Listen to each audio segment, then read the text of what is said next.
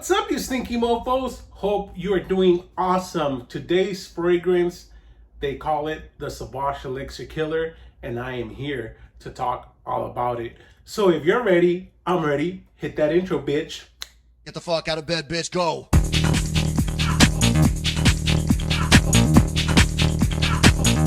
Get up, and then they got go. Welcome to my page, your page, Gobbles Parfums, where we talk about perfumes because that makes the world go round, baby.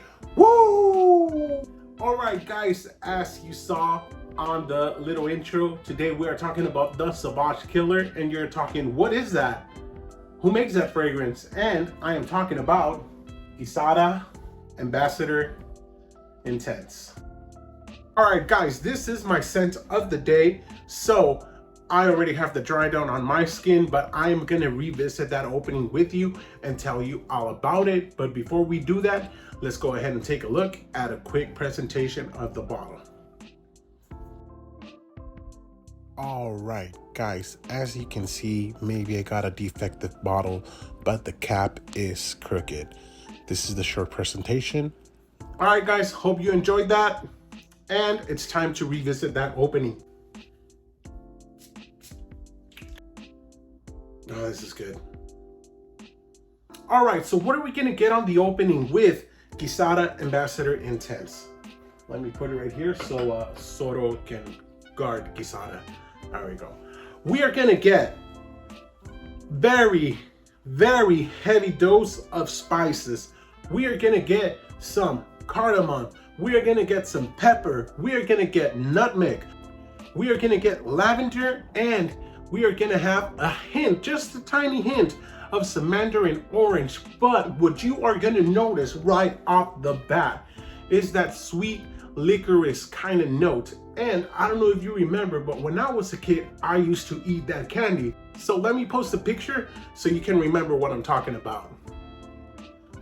All right, now this opening is very nutty with tons of spices and sweetness at the same time. Is very, very sexy. After an hour and a half of the opening, we are transitioning to the heart of the fragrance. We are gonna have heliotrope, we're gonna have some geranium, we're gonna have some florals, and we are gonna get cinnamon, but not just any type of cinnamon. You are gonna get a dusty kind of cinnamon vibe mixing in with tiny hints of clove. That's what you are gonna get, making it a little bit kind of woody and even more spicier as it's drying down. Now, after that, we have the base, AKA the dry down. You are gonna get tiny small hints of leather with musk, but they are very faint. You are also gonna have those ambery vanillic nuances mixing with the heliotrope. That's gonna give the fragrance a second skin kind of vibe, but unfortunately, it's very soft. It's not as loud as other fragrances, if you know what I mean. So don't get me wrong, the fragrance is really, really good, but however, I do think it's missing a little bit of depth, you know, a little bit of balls in the dry down. You know, it's not as powerful. It's very, very faint. After that fifth hour, 6th hour, it's pretty much a very, very faint aroma in the air. People are not gonna be able to smell you from what I tested this at work and outside in the public, but it is what it is. It's just missing a little bit of depth.